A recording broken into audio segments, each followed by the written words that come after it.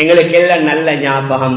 45 வருடங்களுக்கு முன்னால நம்முடைய பெற்றோர்கள் எங்களை சின்ன கையை பிடித்து கொண்டு ஒவ்வொரு இடத்திற்காக அழைத்து செல்வாங்க.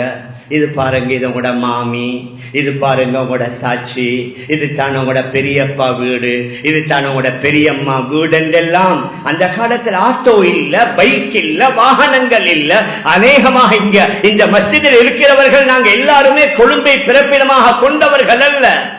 பல இடங்களில் இருந்து வந்து இங்க இருப்போம். சில வேளை இங்க வந்து தொழிலுக்காக வேண்டி வந்திருப்போம். எங்களுடைய ஆரம்ப காலங்களை நாங்கள் நினைவுபடுத்தி பார்க்க வேண்டும். நம்முடைய பெற்றோர்கள் எங்களை அழைத்துக் கொண்டு, அவருடைய உறவினர்கள், நம்முடைய தாய்மார்கள் எங்களை அழைத்துக் கொண்டு அந்த தாயுடைய சகோதர சகோதரிகளுடைய அவர்களை எங்களுக்கு அறிமுகம் செய்து வைக்கலையா? ஆனா இப்பொழுது என்னாண்டா, அதெல்லாம் மலை ஏறி விட்டது. யாராவது ஒருவர்கிட்ட இவர் யாரு, இவர் என்ற கசின், எப்படி, அத கேட்காதீங்க. யாராவது ஒரு ஆள் கேட்ட இவர் யாரு, இவர் என்னுடைய இந்த கசின் பிரதர் அல்லது ஏதாவது ஒன்றை சொல்லிவிடுவாரு. எப்படி உங்களுடைய உறவு, எங்களுக்கு அது தெரியாது. கணேசருக்குரிய பெரியார்களே, அன்பிற்குரிய கனவான்களே, சகோதரர்களே, அல்லாஹு சுப்ஹானஹு வ தஆலா நம் அனைவர்களுக்கும் ஒரு அற்புதமான மார்க்கத்தை தந்திருக்கிறான். அந்த மார்க்கத்திற்கு நாங்கள் சாந்தி மார்க்கம், அமைதியான மார்க்கம், எல்லோரோடும் இணைந்து செல்லக்கூடிய மார்க்கம் என்றெல்லாம் பல அர்த்தங்கள் கொடுப்பதை போன்று நமது முன்னோர்கள் இஸ்லாம் என்பதற்கு இன்னும் ஒரு அர்த்தத்தை தந்திருக்கிறார்கள். அஸ்ஸிதுகு மஅல் ஹக்கி வல் குலுகு மஅல் ஹல்கி. அஸ்ஸிதுகு மஅல் ஹக்கி வல் குலுகு மஅல் ஹல்கி என்று குறிப்பிடுகின்றார்கள். எங்களை படைத்த சத்தியமான அல்லாஹுவுடன் நல்ல முறையில் நடந்து கொள்ளுதல், அல்லாஹுடைய படைப்பினங்களுடன் அழகான முறையிலே பண்பான முறையிலே அவர்களுடைய உறவை வளர்த்து கொள்ளுதல் என்றும் நம்முடைய முற்கால அறிஞர்கள் கருத்து கூறியிருக்கின்றார்கள். அதாவது நமக்கு இருக்கக்கூடிய அல்லாஹுடன் உண்டான தொடர்பும் அழகாக வேண்டும், அடியார்களுடன் இருக்கக்கூடிய தொடர்பையும் நல்ல முறையிலே அழகான முறையிலே அதை பலப்படுத்த வேண்டும். அடியார்களுடைய உறவிலே மிக முக்கியமான உறவு ஒவ்வொருவருக்கும் தன்னுடைய பெற்றோர்களுடன் உண்டான உறவு. அது முதலாவது உறவு. அதற்கு அடுத்தபடியாக உள்ளது ஒவ்வொரு கணவன் மனைவிக்கு மத்தியில் உண்டான அந்த உறவு. அதற்கு அடுத்தபடியாக நாம் பார்க்கக்கூடிய உறவு இரத்த பந்த உறவு, அதாவது குடும்பங்களுக்கு மத்தியிலே நல்லுறவை பேணுதல். இதை பற்றியும் அல்லாஹ் சுப்ஹானஹு வ தஆலா குர்ஆன்ல பல இடங்களில் கூறியிருக்கின்றான். இரத்த பந்தங்களுடன் உண்டான அந்த உறவை நாம் எந்த அளவுல வளர்க்க வேண்டும், அவர்களுடன் நம்முடைய உறவை எந்த முறையிலே வைத்துக் கொள்ள வேண்டும், இறுதி வரை அதை எந்த முறையிலே பாதுகாக்க வேண்டும், அந்த உறவை முறிப்பதின் மூலமாக உலகத்தில் ஏற்படக்கூடிய சில நேரங்களில் அல்லாஹுடைய தண்டனைகள், சில நேரங்களில் வாழ்க்கையிலே ஏற்படக்கூடிய பிரச்சனைகள், ஏன் மறுமையிலே அதற்காக வேண்டி அல்லாஹ் வைத்திருக்கக்கூடிய தண்டனைகளை பற்றியும் ஹதரத் ரசூலுல்லாஹி ஸல்லல்லாஹு அலைஹி வஸல்லம் சொல்லாமல் விடல்ல. சூரத்துன் நிசாவுல நாங்க பார்க்கலாம். அல்லாஹ் சுப்ஹானஹு வ தஆலா பல உறவுகளை பற்றி ஒரு ஆயத்திலே பேசுகின்றான். வஅபுதுல்லாஹ் வலா துஷ்ரிகு பிஹி ஷைஅன் வபில் வாலிதைனி இஹ்சானா வபிதில் குர்பா வல் யதாமா வல் மசாகீன் வல் ஜாரிதில் குர்பா வல் ஜாரில் ஜுனுபி வஸ்ஸாஹிபி பில் ஜம்பி வபினிஸ் சபீல். இந்த ஆயத்தில் அல்லாஹ் முதலாவது அவனுடன் உண்டான உறவை, நீங்கள் அவனை மாத்திரம் தான் வணங்க வேண்டும், அவனுக்கு யாரையும் எவரையும் எதனையும் இணையாக ஆக்கக்கூடாது. அதற்கு பின்னால் உங்களுடைய பெற்றோர்களுடன் நல்ல முறையிலே நடந்து கொள்ள வேண்டும் என்று சொல்லிவிட்டு உங்களுடைய நெருங்கிய உறவினர்களுடன்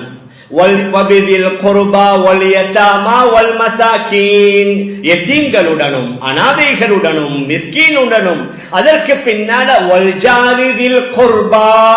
ரெண்டு வகை. ஒன்று உங்களோட நேபர், உங்களோட பக்கத்து வீட்டுக்காரர், அவர் உங்களோட உறவினராக இருந்தால் அவருடனும், அதாவது உங்களோட பக்கத்து வீட்டுக்காரன் ஆனால் உறவினர் அல்ல, அந்நியவராக இருக்கிறார், மாற்று மதத்தவராக இருக்கிறார், அவருடனும் நீங்க நல்ல உறவை வைத்துக் கொள்ள வேண்டும். والجار ذي القربى والجار الجنب والصاحب بالجنب وابن السبيل. உங்களோட பிரயாண நண்பர்களாக இருக்கிறாங்க, அவர்களுடன் நீங்க பேசணும், அவர்களுடனும் உங்களுடைய உறவை வளர்த்துக் கொள்ளணும். அந்த பிரயாணம் முடிகின்ற வரைக்கும் அவர்களுடன் உள்ள உறவு நல்ல முறையில இருக்க வேண்டும். இத சொல்ற நேரத்தில் எங்களுக்கு விளங்குது. ஒரு காலத்துல ட்ரெயின்லயோ பஸ்லயோ ஏறினா பக்கத்தில் உள்ளவர்களோட நிறைய சந்தோஷமா மகிழ்ச்சியா பல விடயங்களை பேசிக்கொண்டிருந்த ஒரு காலம் இருக்குது. ஆனா அதெல்லாம் மலை ஏறி இப்ப எங்க போனாலும் உடனடியே எடுத்தாச்சு மொபைல் போன். எங்க போனாலும் சரி மொபைல் போன்.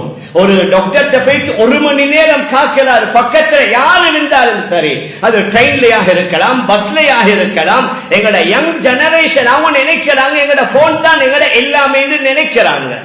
மேலான பெரியார்களே, சகோதரர்களே, குர்ஆன் அல்லாஹ் கூறுகின்றான், உங்களோட பிரயாணம் செய்யற அந்த பிரயாண நண்பர்களுடன் உறவை வளர்த்துக் கொள்ளுங்க, அவர்களோட பேசுங்க. வப்னி சபீல், வழிப்போக்கர்கள், அவர்களுடனும் உங்களுடைய உறவை வளருங்கள் என்று அல்லாஹ் குர்ஆன்ல கூறுகின்றான். அந்த உறவை நீங்க துண்டிக்காதீங்க, அந்த உறவை முறித்து நடக்காதீங்க. சூரத்துன் நிசாவுடைய ஆரம்பத்துல வத்தகுல்லாஹல்லதீ தஸாஅலூன பிஹி வல் அர்ஹாம், நீங்க உங்களுக்கு கிடைக்க வேண்டிய ரைட்ஸ்களை, உரிமைகளை அல்லாஹ்வை வைத்து கேட்பதை போன்று அந்த குடல்வாய் ஜனங்களுடன் உறவினர்களுடன் உள்ள உறவை முறிப்பதிலும் அல்லாஹ்வை பயந்து கொள்ளுங்கள். அவர்களுடன் உண்டான உறவை முறிச்சிடாதீங்க. நல்லவர்களை பற்றி அல்லாஹ் இன்னும் ஒரு இடத்துல கூறும் பொழுது வல்லதீன யஸிலூன மா அமரல்லாஹு பிஹி அய்யூஸல் وَيَخْشَوْنَ رَبَّهُمْ وَيَخَافُونَ سُوءَ الْحِسَابِ. அறிவாளிகள், புத்திசாலிகள் யாரு? வல்லதீன யஸிலூன மா அமரல்லாஹு பிஹி அய்யூஸல், யாருடன் சேர்ந்து நடக்க வேண்டும் என்று அல்லாஹ் உத்தரவிட்டானோ அவர்களுடன் சேர்ந்து இணைந்து நடப்பார்கள், அல்லாஹ்வை பயந்து கொண்டே இருப்பார்கள், மறுமை நாளுடைய அந்த பயங்கரமான கேள்வி கணக்கிலிருந்து பயந்து கொண்டே இருப்பார்கள் என்று அல்லாஹ் கூறுகின்றான். இவ்வாறு புனிதமான அல் குர்ஆனை நாம் எடுத்துக்கொண்டோம் என்றால் இந்த பந்துக்களுடன், அதாவது இரத்த உறவினர்களுடன் எந்த முறையில் எங்களோட உறவு இருக்க வேண்டும் என்று புனிதமான அல் குர்ஆன்ல ஹஜ்ரத் ரசூலுல்லாஹி ஸல்லல்லாஹு அலைஹி வஸல்லம் நிறைய ஹதீஸ்கள்ல கூறியிருக்கிறார்கள். இந்த அளவுக்கு இந்த உறவினர்களுடன் இணைந்து நடப்பதை ஈமானுடன் இணைத்து நபி அவர்கள் சொன்னார்கள். மன் கான யுமினு பில்லாஹி வல் யௌமில் ஆகிர் فليكرم ضيفه ومن كان يؤمن بالله واليوم الآخر فليصل رحمه ومن كان يؤمن بالله واليوم الآخر فليقل خيرا أو ليصمت. நபி அவர்கள் சொன்னார்கள், நீங்க அல்லாஹ்வை கொண்டும் மறுமை நாளை கொண்டும் ஈமான் கொண்டிருந்தால் விருந்தாளிகளுக்கு விருந்தோம்பல் செய்யுங்க. இதுலயும் நாங்க எங்கட இலங்கை வாழ் மக்கள் கொஞ்சம் பின்னுக்கு தான் இருக்கிறோம். எங்கட பக்கத்து நாடுகளுக்கு, விசேஷமாக நம்முடைய பக்கத்து நாடுகள்ல, விசேஷமாக வடநாட்டு பகுதிகளுக்கு, அதே மாதிரி பாகிஸ்தான், பங்களாதேஷ் போன்ற நாடுகளுக்கு விருந்தாளிகள் போனா மெஹமான் விருந்தாளியோ என்று சொல்லி அந்த அளவுக்கு கவனிப்பார்கள். ஆனா எங்கட நாட்டுல ஒரு பழக்கம் என்ன, அப்படி ஆவிரிச்சு விருந்தாளிகளுக்கு விருந்தோம்பல் செய்யறாண்ட சட்டப்படி கொடுத்தா தான் விருந்தோம்பல். நாங்க நினைக்கிறோம் வீட்டுல எப்படி நாங்க கொடுக்கிற, எங்களுக்கு சமைத்த சாப்பாடு அல்லவா, எங்களுக்கு சமைத்த உணவு அல்லவா. இஸ்லாம் என்ன கூடுது, உங்களோட வீட்டுல மாரி பிஸ்கட் இருக்குதா கொடுங்க, பரவாயில்லை. ஆனா விருந்தாளிகளுடன் விருந்தோம்பலையும் நபி அவர்கள் ஹதீஸ்ல சொன்னார்கள். அல்லாஹ்வை கொண்டும் மறுமை நாளை கொண்டும் ஈமான் கொண்டிருந்தா விருந்தாளிகளுடன் நல்ல முறையில் நடந்து கொள்ளுங்க. இரண்டாவது சொன்னார்கள், இரத்த உறவை நீங்கள் பாதுகாத்துக் கொள்ளுங்கள். வேறொரு ஹதீஸ்ல சொன்னார்கள், மன் அஹப்ப அய்யுபஸத லஹு ஃபீ ரிஸ்கிஹி வ யுன்ஸா லஹு ஃபீ அஸரிஹி ஃபல்யஸில் ரஹிமா. யாராவது ஒருவருக்கு அவருடைய வாழ்வாதாரத்துல விசாலத்தன்மை, வாழ்வாதாரத்துல பரக்கத் ஏற்படணும், அவருடைய ஆயுள்ள பரக்கத் ஏற்படணும் என்றா உறவினர்களுடன் அவர் சேர்ந்து நடக்கட்டும் என்று சொன்ன ஹதீஸ் புகாரி முஸ்லிம் போன்ற கிரந்தங்கள்ல பதிவாகி இருக்குது. மேலான பெரியார்களே, சகோதரர்களே, ஹஜ்ரத் ரசூலுல்லாஹி ஸல்லல்லாஹு அலைஹி வஸல்லம் சொன்னது மட்டுமல்ல, அவர்களுக்கு அல்லாஹ் தர்பியா கொடுக்குகின்றான். நபி அவர்களை அல்லாஹ் வளர்க்குகின்றான். நபி அவர்கள் பிறக்கும் பொழுது தந்தையே இல்ல, யதீமா அனாதையாக பிறக்குகின்றார்கள். அவர்களுடைய 6வது வயதில அவர்களுடைய தாய் அன்னை ஆமினா அம்மையார் நபி அவர்களை மதீனாவுக்கு அழைத்துக் கொண்டு சென்று அங்குள்ள தன்னுடைய எல்லா உறவினர்களையும் தன்னுடைய 6 வயது சின்ன பிள்ளைக்கு அறிமுகம் செய்துவிட்டு மதீனாவிலிருந்து மக்காவுக்கு திரும்பி வார வழியில அந்த அம்மையார் அந்த தாய் இறந்து விடுகின்றார்கள். இன்று வரைக்கும் அந்த பெண்ணுடைய கபரிஸ்தானம் அபவா என்ற அந்த மதீனாவுக்கு பக்கத்தில் அந்த இடத்துல இன்று வரைக்கும் அடையாளமிடப்பட்டிருக்குது. ஹஜ்ரத் ரசூலுல்லாஹி ஸல்லல்லாஹு அலைஹி வஸல்லம் அவர்களுக்கு 6 வயது. அந்த சின்ன வயதில தன்னுடைய சின்ன பிள்ளையை அழைத்துக் கொண்டு போய் மதீனாவில் உள்ள உறவினர்களை அந்த தாய் அறிமுகம் செய்து வைத்திருப்பார்கள் என்றால் அந்த காலத்துல உறவினர்களை அறிமுகம் செய்வது எவ்வளவு முக்கியமான ஒன்றாக இருக்கலாம். ஹஜ்ரத் ரசூலுல்லாஹி ஸல்லல்லாஹு அலைஹி வஸல்லம் அவர்களுக்கு 40 வயதில் நபி பட்டம் கிடைக்கிறது. அந்த ஹிரா குகையில தான் முதலாவது வஹையை எடுத்துக்கொண்டு ஜிப்ரீல் அலைஹிஸ்ஸலாத்து வஸ்ஸலாம் வருகிறார்கள். இதுவரைக்கும் வஹையை கண்டதும் இல்ல, பார்த்ததும் இல்ல, காதால கேட்டதும் இல்ல. இந்த வஹை அது சாதாரணமானதல்ல. உலகத்துல நான் உங்களோட பேசிக் கொண்டிருக்கிறேன், நீங்க கேட்டுக்கொண்டிருக்கிறீங்க நேருக்கு நேர். ஆனால் வஹை கொஞ்சம் வித்தியாசம். எங்கிருந்து அந்த சத்தம் வருது என்று அறிந்து கொள்ள முடியாது. மேலாட, கீழாட, வலதாட, இடதாட, முன்னாட, பின்னாட எல்லா திசைகளாலும் போன்ற அந்த வஹி வரும். சில நேரத்தில் ஜிப்ரீல் அலைஹிஸ்ஸலாத்து வஸ்ஸலாம் நேரடியாக தோற்றம் அளிப்பார்கள். நான் எதை சொல்ல வாரேன்டா, முதல்ல ஜிப்ரீல் அலைஹிஸ்ஸலாத்து வஸ்ஸலாம் அவர்கள் வஹியை கொண்டு வருகிறார்கள். அந்த வஹி வந்து நபி அவர்களுக்கு ஒரு வகையான குளிர் ஏற்பட்டு அவர்களுக்கு காய்ச்சல் ஏற்பட்டு வீட்டுக்கு வந்து ஹதீஜா ரலியல்லாஹு அன்ஹாட்ட புகாரி ஷரீஃபுடைய ஆரம்ப ரிவாயத் ஹதீஜா ரலியல்லாஹு அன்ஹாட்ட முறைப்பாடு செய்கிறார்கள். ஹஷீது அலா நஃப்ஸி, எனக்கு பயமாக இருக்குது, எனக்கு ஏதாவது ஏற்பட்டு விடுமோ என்ற ஒரு அச்சப்பாடு எனக்கு இருக்குது. இதுவரைக்கும் இந்த மாதிரி ஒன்றை நான் கண்டதும் இல்ல, பார்த்ததும் இல்ல, கேட்டதும் இல்ல. ஹதீஜா ரலியல்லாஹு அன்ஹா எவ்வளவு அழகான ஆறுதல் வார்த்தை. வல்லாஹி நீங்க பயப்படாதீங்க, மா யுஹ்ஸிக அல்லாஹு அபதா, அல்லாஹ் உங்களை கைவிட மாட்டான், அல்லாஹ் உங்களை கேவலப்படுத்த மாட்டான், அவன் உதவி செய்வதை நிறுத்த மாட்டான். அவர்கள் சொன்ன முதலாவது வார்த்தை என்ன? நீங்க யாரு? இன்னக லதஸிலுர் ரஹீம், நீங்க உறவினர்களை இணைத்து கொண்டு போறீங்க.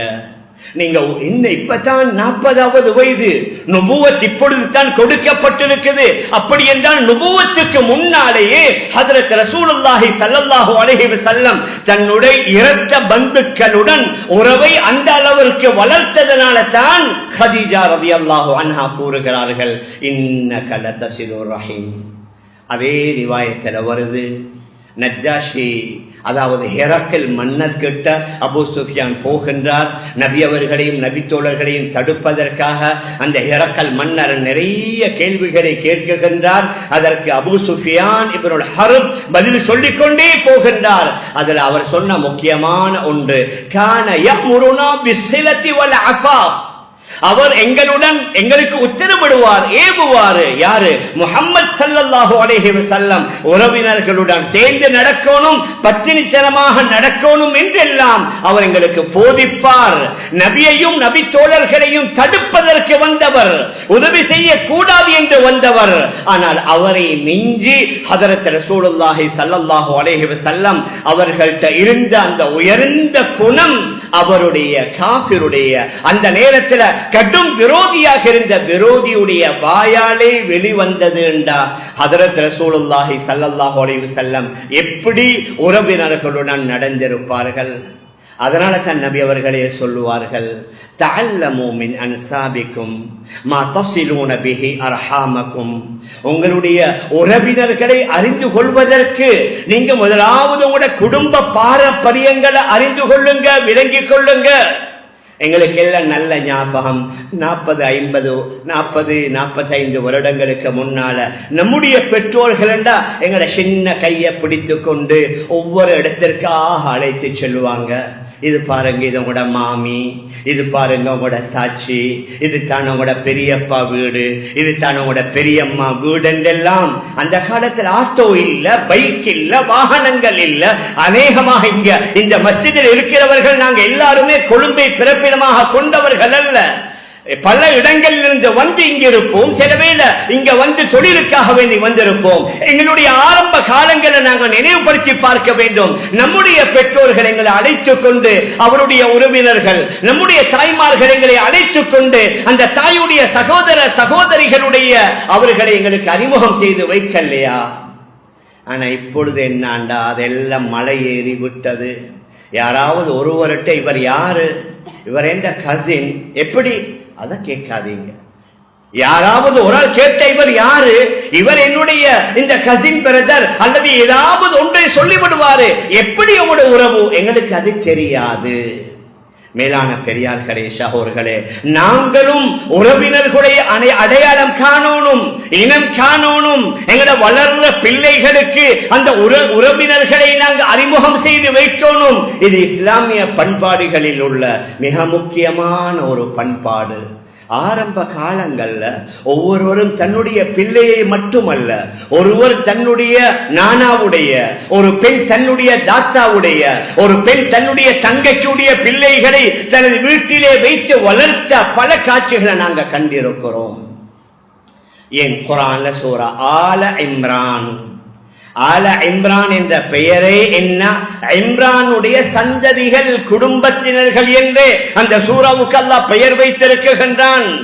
இம்ரான் அலைஹி ஸலாத்து வஸலாம் அவர்களுடைய மனைவி ஹன்னா ரலியல்லாஹு அன்ஹா அவர்கள் என்ன செய்கிறாங்க, அவர்கள் கர்ப்பமுற்றதோட பல நாட்களாக, பல வருஷமாக பிள்ளை இல்ல, எனக்கு ஒரு பிள்ளை கிடைத்தால் அதை மஸ்ஜிதுல் அக்ஸாவுக்கு காதிமாக ஊழியம் செய்யக்கூடியவராக நான் மாற்றி விடுவேன் என்று அவர்கள் நேர்ச்சை செய்கிறார்கள். இன்னி நதர்து லக மா ஃபீ பத்னி முஹர்ரரம் ஃபதகப்பல் மின்னி இன்னக அன்தஸ் ஸமீஉல் அலீம். என்னுடைய வயிற்றிலே உள்ளதை மஸ்ஜிதுல் அக்ஸாவுக்கு ஊழியம் புரியக்கூடியதாக நான் ஆக்கி விடுவேன் என்று அவர்கள் நேர்ச்சை செய்கிறார்கள். ஃபலம்மா வதஅத்ஹா காலத் ரப்பி இன்னி வதஅதுஹா உன்ஸா. அந்த பிள்ளையை பெற்றெடுத்தவுடன் பார்த்தா அது பெண் பிள்ளை. பெண் பிள்ளைய காதிமாக ஆக்கேலா, அல்லாஹ்ட்ட முறைப்பாடு செய்கிறார்கள். அல்லாஹ் கூறுகின்றான், வலைஸ தக்கரு கல் உன்ஸா, நீங்க நினைச்ச ஆண் மாதிரி அல்ல இந்த பெண், அந்த ஆணை விட மிக நல்ல பெண். ஹதரத் மரியம் அலைஹி ஸலாத்து வஸலாம் பெற்றெடுக்கிற நேரத்திலேயே அவருடைய கணவன் இம்ரான் அலைஹி ஸலாத்து வஸலாம் மரணித்திருந்தாங்க. இப்ப இந்த மரியமை வளர்க்கக்கூடிய பொறுப்பை யார் எடுத்தாங்க? குர்ஆன்ல வருது, நேரம் இல்ல. சூரா ஆல இம்ரான்ல அல்லாஹ் கூறுகின்றான், வகஃபலஹா ஜக்கரியா. ஹதரத் ஜக்கரியா அலைஹி ஸலாத்து வஸலாம் அவர்கள் தான், அவர்களுடைய மனைவியின் தாத்தாவுடைய பிள்ளை தான் மரியம் அலைஹி ஸலாத்து வஸலாம். ஹதரத் ஜக்கரியா அலைஹி ஸலாத்து வஸலாம் அவர்கள் தான் ஹதரத் மரியமை வளர்க்கக்கூடிய பொறுப்பை எடுத்ததாக குர்ஆன்ல அல்லாஹ் கூறுகின்றான். என் முந்தியெல்லாம் கூட்டு குடும்பம், ஒரே வீட்டுல பல குடும்பம்.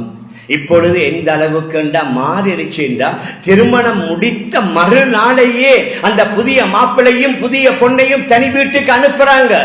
அது அவ்வளவு நல்லது இல்லை. ஒரு வருஷம் 2 வருஷம் திருமணம் முடித்த அந்த தம்பதியினர்கள், அந்த ஆண் தன்னுடைய உம்மா வாப்பாவோட, அந்த பெண் தன்னுடைய மாமா மாமியோட கொஞ்ச காலத்திற்கு பழகணும். இவர்களுக்கு அவர்கள் அட்வைஸ் பண்ணணும், அடிக்கடி நல்ல பல விஷயங்களை சொல்லிக் கொடுக்கணும். ஓரளவு ஒரு குடும்ப வாழ்க்கைக்கு ஒரு மெச்சுவர்ட், ஒரு அதற்குரிய ஒரு தராதரம் தகுதி வந்ததோட தனியா போனால் பரவாயில்லை. நான் கூறுகின்றேன், ஒரு காலத்துல ஒரே வீட்டுல பல குடும்பங்கள் கூட்டு குடும்பமாக வாழ்ந்தாங்க. மேலான பெரியார்களே, சகோதரர்களே, ஆனால் அதில் இன்னொரு உடையத்தை நாங்க இந்த இடத்துல ஞாபகப்படுத்தணும்.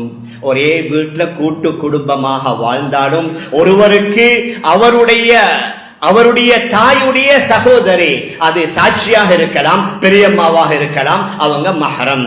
ஒரு ஆணுக்கு அவருடைய வாப்பாவுடைய சகோதரி, அது மாமியாக இருக்கலாம், இவர்கள் எங்களுக்கு மஹரம். அதாவது அவர்களை திருமணம் முடிப்பதற்கு ஏலா.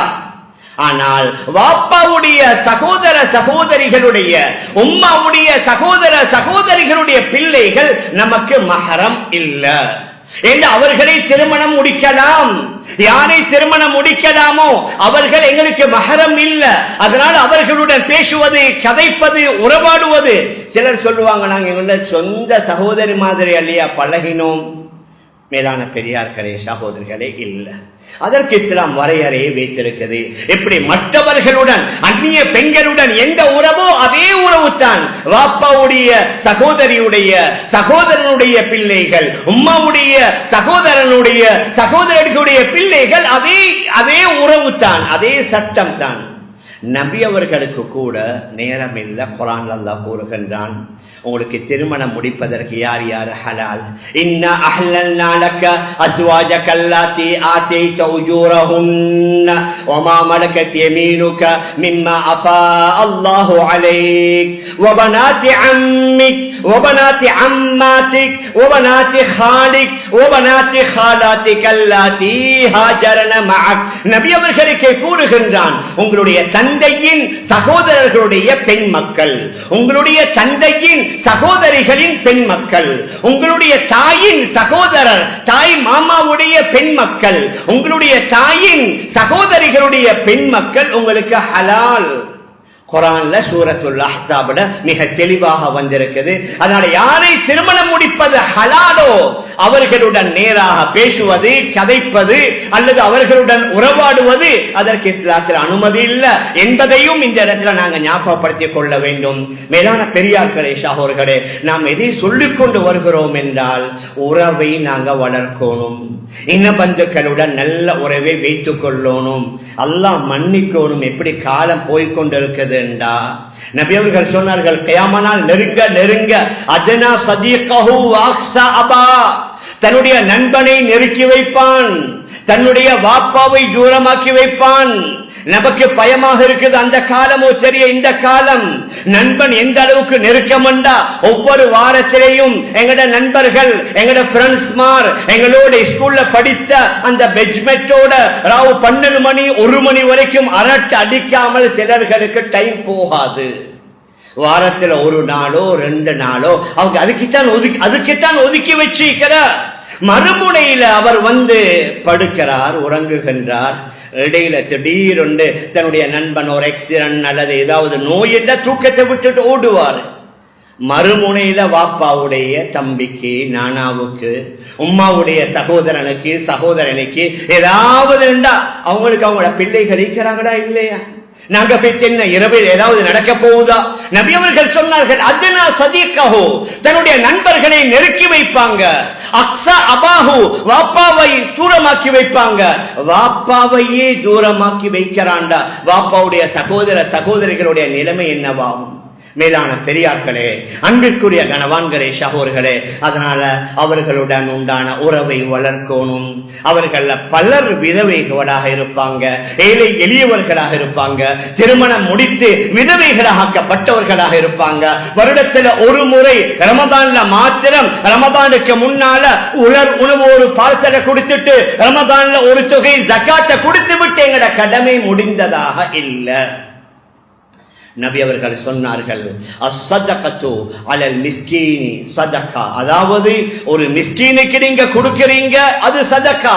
வஅலா தபில் கராபத்தி சதகத்துன் வஸிலத்துன், உங்களுக்கு நெருக்கமான உங்களுடைய இரத்த உறவு இன பந்துக்கள் இருக்கிறாங்களே அவர்களுக்கு செய்தா டபுள் கூலி, சதகாவுடைய நன்மையும் கிடைக்கும், அவர்களை சேர்த்து நடந்த நன்மையும் கிடைக்கும். ஹதீஸ் ஷரீஃப்ல முஸ்லிம்ல வருவதாக நினைக்கின்றேன். ஹதரத் மைமூனா ரலியல்லாஹு அன்ஹா, நபி அவர்களுடைய மனைவி, அவர்கள்ட்ட ஒரு அடிமை இருந்தது. நபியிடத்துல கேட்காம அந்த அடிமையை யாரோ ஒரு ஆளுக்கு கொடுத்து விட்டார்கள் அல்லது உரிமை விட்டு விட்டார்கள். நபி அவர்களை சந்திக்கும் பொழுது சொன்னாங்க, யா ரசூலல்லாஹ், நான் உங்கள்கிட்ட கேட்கல என்றிருந்த இந்த அடிமையை நான் உரிமை விட்டு விட்டேன். நபி அவங்க சொன்னாங்க, மைமூனா நீங்க அப்படியா செய்வீங்க? நீங்க அந்த அடிமையை உரிமை விடாமல் உங்களோட மாமாமாருக்கு உங்களோட உம்மாவுடைய சகோதரர்களுக்கு நீங்க கொடுத்திருந்தா அதை விட கூடுதலான நன்மை கிடைத்திருக்கும். சிலர்கள் நினைக்கிறாங்க நாங்க உறவினர்களுக்கு கொடுக்கலுமா? அவர்கள் உண்மையிலேயே கஷ்டப்பட்டவர்களாக வறுமை கோட்டில் வாழக்கூடியவர்களாக இருந்தால் ஜக்காத்தையும் கொடுக்கலாம். அதற்கு மேலான சதகாவையும் கொடுத்தால் டபுள் கூலி, சதகாவுடைய நன்மையும் கிடைக்கும். உறவினர்களுடன் சேர்ந்து அவர்களை இணைத்து அவர்களுடன் அரவணைத்துக் கொண்ட நன்மையும் கிடைக்கும். மேலான பெரியார்களே, அன்பிற்குரிய கணவான்களே, சகோதரர்களே, அதனால இனம் காணணும், தேடணும். அவர்களுடைய திருமணம் வார நேரத்தில் மட்டும் நாங்க நகைய வாங்கி கொடுக்கிற, நாங்க உடுப்பு வாங்கி கொடுக்கிற மட்டுமல்ல, அது எங்கட நாட்டில தான் இந்த சபடி நகை பழக்கம் கொண்டு வந்திருக்கிறது. அது இஸ்லாத்தில் உள்ளதல்ல. ஆனால் அதை விட அத்தியாவசியமான அவர்களுடைய வைத்திய தேவை, அவர்களுடைய மருந்துடைய தேவைகள் இருக்குதா, அதையும் பூர்த்தி செய்யறதோட மட்டுமல்ல, எங்கட நாட்டில் அடிக்கடி விடுமுறை. நான் நினைக்கிறேன் ஆக கூடுதலான விடுமுறை உள்ள நாடு இலங்கை என்றால் மிகையாகாது. எப்படியும் ஒவ்வொரு மாசத்துல 3 நாள் 4 நாள் லீவு தொடர்ந்து ஒரு வெள்ளிக்கிழமை லீவு நாள் வந்து அநேகமானவர்கள் கொழும்புல இல்ல. இப்ப லீவு வரும் பொழுதெல்லாம் ஒரு சிலர்கள் உள்நாட்டுல, இன்னும் பலர்கள் வெளிநாட்டுக்கு ட்ரிப் போறதுக்கு பிளான் பண்றாங்க. ஏன் ஒரு லீவுல, இந்த லீவுல நாங்க வேற எங்கேயும் போறதில்லை. எங்கட சாட்சி வீட்டுக்கு போவோம், எங்கட மாமி வீட்டுக்கு போவோம். எங்கட பெரியம்மா சின்னத்தில் எங்களை தூக்கி வளர்த்தாங்க. சின்னத்தில் அவங்க தான் எங்களை பார்த்தாங்க. ஏதோ வருடத்தில் ஒரு முறை அவர்களுக்கு உதவி செய்வது நிறுத்துவதல்ல. நாங்க அந்த வீட்டில் எவ்வளவு பேர் இருக்கிறாங்க, அத்தனை பேர்களுக்கும் தேவையான சில்லறை சாமான்கள், கரிப்புரிகள் அனைத்தையும் எடுத்துக்கொண்டு நீங்க இந்த தடவை நாங்க தான் சமைப்போம், நாங்க தான் தேவையான எல்லாத்தை செஞ்சு தருவோம். காலை முதல் மாலை வரைக்கும் அவர்களோடு சந்தோஷமாக அமர்ந்து பழைய குடும்ப விஷயங்களை பேசின எவ்வளவு சந்தோஷப்படுவாங்க. எவ்வளோ ட்ரிப் போறோம், எவ்வளவோ பயணங்களை போறோம். ஒவ்வொரு விடுமுறை வரும் பொழுதெல்லாம் எங்கெங்கயோ போவதற்கு பிளான் பண்ணுகின்றோம். ஆனால் எங்கட இரத்த பந்துக்களை சில வேளை மறந்து கொடுக்கின்றோம். சிலர் சொல்லுவாங்க, அவங்க எங்களை மதிக்கிறாங்க இல்ல, எங்களை கணக்கெடுக்கிறாங்க இல்ல, நாங்க எவ்வளவு பேசினாலும் பேசுறாங்க இல்ல, எங்களோட முகம் தாராங்க இல்ல. நபி அவர்கள் சொன்னார்கள், லைசல் வாசிலு பில் முகாஃபி, உண்மையில உறவினர்களுடன் சேர்ந்து நடப்பது அவங்க சேர்ந்தா நான் சேருவேன் என்பதல்ல, அவங்க வந்தா நான் வருவேன் என்பதல்ல, அவர்கள் பேசினால் நான் பேசுவேன் என்பதல்ல. வலகின்னல் வாசில், உண்மையில சேர்ந்து நடக்கக்கூடியவர் யாரு? மன் குத்திலத் ரஹிமுஹு, மன் குத்திஅத் ரஹிமுஹு வஸலஹா. யாருடைய உறவு துண்டிக்கப்பட்டிருக்கிறதோ அவர்களுடன் சேர்ந்து நடப்பது. நீங்க வரல, நான் வாரேன். நீங்க எங்கட வீட்டுக்கு வரல, இன்ஷா அல்லாஹ் நான் வருவேன். நீங்க பேசல, நான் உங்களோட வந்து பேசுவேன். நாங்க போறோம், நாங்க சலாம் சொல்றோம். அதற்கு பின்னாலும் அவர்கள் எங்களை கணக்கெடுக்கலாட்டி நாங்க குற்றவாளி அல்ல. ஆனால் நபி அவர்கள் என்ன கூறுகிறார்கள்? உண்மையிலேயே சேர்ந்து நடக்கக்கூடியவர் யார் என்றா, அவர்கள் எங்களோட கவனித்தாலும், எங்களை மதித்தாலும், எங்களை சபையில முற்படுத்தினாலும், பங்கன்களை எங்களை கணக்கெடுக்க விட்டாலும், அவர்களுடன் சேர்ந்து நடப்பவர் தான் உண்மையான சேர்ந்து நடக்கக்கூடியவர். ஷைத்தான் விட மாட்டான். நாங்க சில நேரத்தில் பெரிய அமல்களை செய்வோம், நஃபில் நோன்புகளை பிடிப்போம், ஒவ்வொரு திங்களும் வியாழனும் நோன்பு பிடிப்போம், வருட கணக்கில் தஹஜ்ஜுத் சொல்வோம்.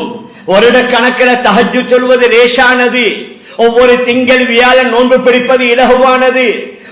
வருடம் உம்ராவுக்கு போறதும் கஷ்டம் இல்ல. ஆனால் எங்களுடைய சொந்த பந்துக்களுடன், எங்களுடைய உறவினர்களுடன், எங்களுடைய இரத்த உறவினர்களுடன் அவர்கள் துண்டித்தாலும் நான் சேருவேன் என்று சேர்வது இருக்குதே, இது மிக முக்கியமான ஒரு அமல், ஒரு வணக்கம் என்றால் மிகையாகாது. நபியுடைய இன்னும் ஒரு ஹதீஸ் இருக்குது, பயங்கரமான எச்சரிக்கையான ஹதீஸ். உலகத்துல பல பாவங்கள் நடக்குது, அதற்குரிய தண்டனையை அல்லாஹ் மறுமையில தான் வைத்திருக்கிறான்.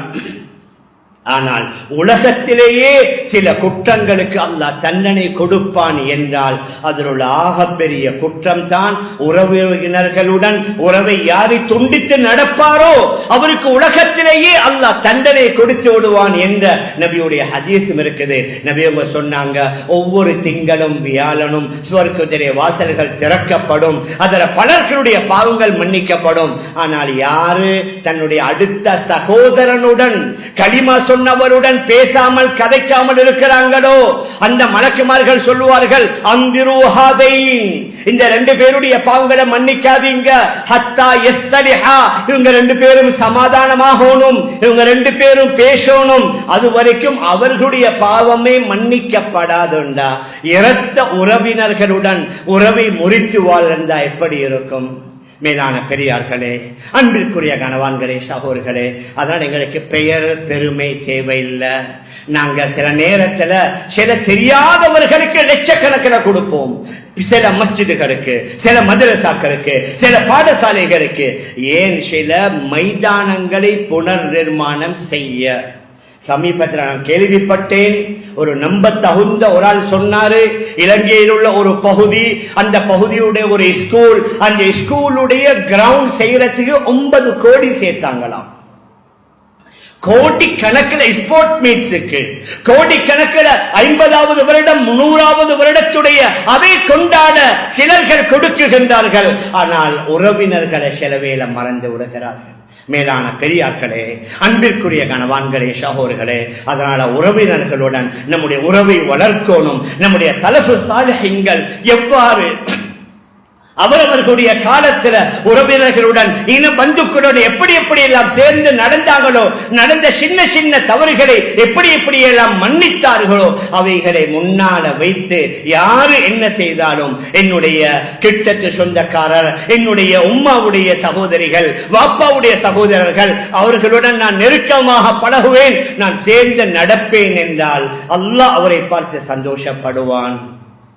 பரக்கத்துடைய வாசல்களை அல்லாஹ் திறந்து கொடுப்பான். அவருடைய வாழ்நாளில் பல பரக்கத்துகளை ஏற்படுத்துவான் என்று ஹதீஸ் நபி அவர்கள் கூறியிருக்கிறார்கள். மேலான பெரியார்களே, சகோதரர்களே, அதனால வணக்க வழிபாடுகளில் நல்ல காரியங்களில் நாம் ஆர்வம் காட்டுவதை போன்று, நாங்க வேகம் காட்டுவதை போன்று, உற்சாகமாக ஈடுபடுவதை போன்று, இரத்த பந்துக்கள் குடும்ப உறவினர்களுடனும் நம்முடைய உறவை நல்ல முறையில் வளர்த்து அல்லாஹுடைய நெருக்கத்தை பெறுவதற்கு எல்லாம் வல்ல அல்லாஹ் நம் அனைவர்களுக்கும் தௌஃபீக் செய்வானாக. ஆகவே அல்லாஹ் நம் எல்லோருடைய பாவங்களை மன்னிப்பாயாக. நம்முடைய பெற்றோர்கள், உற்றார்கள், உறவினர்கள், முழு உலகத்தில் வாழக்கூடிய அனைத்து இஸ்லாமிய ஆண்கள் பெண்களுடைய பாவங்களை மன்னிப்பாயாக. நாட்டுடைய நிலைமை சீராக்கி வைப்பாயாக. அச்சமற்ற பயமற்ற சூழலை ஏற்படுத்தி வைப்பாயாக. நீதமான, நேர்மையான, ஊழல் இல்லாத நல்ல ஆட்சியாளர்களை கொண்டு வந்து சேர்ப்பாயாக. நம் எல்லோருடைய முடிவை நல்ல முடிவாக ஆக்கி நம் அனைவர்களுக்கும் ஜன்னத்துல் ஃபிர்தௌஸ் என்ற சுவர்க்கத்தை தந்திருவாயாக. آمين آمين يا رب العالمين برحمتك يا أرحم الراحمين والحمد لله رب العالمين.